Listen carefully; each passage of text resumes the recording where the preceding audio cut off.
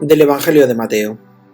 En aquel tiempo, subiendo Jesús a Jerusalén, tomando aparte a los 12, les dijo por el camino: Mirad, estamos subiendo a Jerusalén, y el Hijo del Hombre va a ser entregado a los sumos sacerdotes y a los escribas, y lo condenarán a muerte y lo entregarán a los gentiles, para que se burlen de él, lo azoten y lo crucifiquen, y al tercer día resucitará. Entonces se le acercó la madre de los hijos del Zebedeo, con sus hijos, y se postró para hacerle una petición. Él le preguntó: ¿qué deseas? Ella contestó: ordena que estos 2 hijos míos se sienten en tu reino, uno a tu derecha y el otro a tu izquierda. Pero Jesús replicó: no sabéis lo que pedís. ¿Podéis beber el cáliz que yo he de beber? Contestaron: podemos. Él les dijo: mi cáliz lo beberéis, pero sentarse a mi derecha o a mi izquierda no me toca a mí concederlo. Es para aquellos para quienes lo tiene reservado mi Padre. Los otros 10, al oír aquello, se indignaron contra los 2 hermanos, y llamándolos, Jesús les dijo: sabéis que los jefes de los pueblos los tiranizan y que los grandes los oprimen. No será así entre vosotros. El que quiera ser grande entre vosotros, que sea vuestro servidor, y el que quiera ser primero entre vosotros, que sea vuestro esclavo. Igual que el Hijo del Hombre no ha venido a ser servido, sino a servir y a dar su vida en rescate por muchos.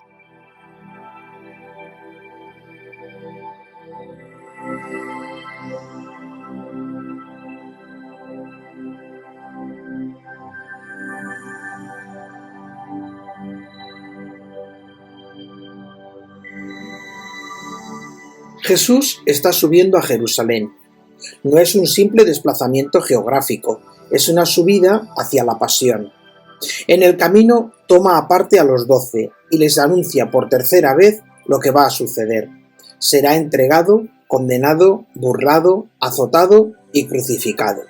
Y al tercer día resucitará. Jesús camina con plena conciencia de su destino, no es víctima de las circunstancias, es el siervo que se entrega libremente. Inmediatamente después del anuncio de la pasión, ocurre algo desconcertante. La madre de los hijos del Zebedeo, Santiago y Juan, se acerca para pedir los primeros puestos en el reino. El contraste es fuerte. Jesús habla de cruz. Ellos piensan en gloria. Jesús anuncia entrega. Ellos buscan privilegio. No es fácil juzgarlos. También nosotros muchas veces escuchamos el Evangelio desde nuestros intereses personales. Seguimos a Cristo, sí, pero con condiciones. Queremos participar de su reino, pero sin pasar por la cruz. Y Jesús responde con una pregunta profunda: ¿podéis beber el cáliz que yo he de beber? El cáliz, en la Biblia, simboliza el destino que Dios permite. En este caso, es el cáliz del sufrimiento y de la entrega. Ellos responden con seguridad: podemos. Probablemente no comprenden del todo lo que están diciendo. Sin embargo, Jesús no ridiculiza su entusiasmo, lo purifica. Les anuncia que efectivamente compartirán su destino, aunque no de la manera que imaginan. Aquí aprendemos algo esencial. El discipulado implica participación real en la misión de Cristo, y esa misión pasa por la cruz. El texto añade que los otros 10 discípulos se indignaron contra los 2 hermanos, pero no porque hubieran entendido mejor el mensaje de Jesús, sino porque ellos también deseaban esos puestos. La ambición no era exclusiva de Santiago y de Juan, estaba en el corazón del grupo. La escena revela una realidad muy humana. La búsqueda de poder y reconocimiento puede infiltrarse incluso en el seguimiento del Señor. La Iglesia no está formada por personas perfectas, sino por pecadores llamados a la conversión. Jesús aprovecha la situación para enseñar una verdad decisiva. Sabéis que los jefes de las naciones las dominan. No ha de ser así entre vosotros. Aquí está el punto central. El mundo se estructura según la lógica del dominio. Quien tiene poder lo ejerce, quien está arriba impone. Pero en la comunidad de Jesús debe regir una lógica distinta. El que quiera ser grande, que sea vuestro servidor.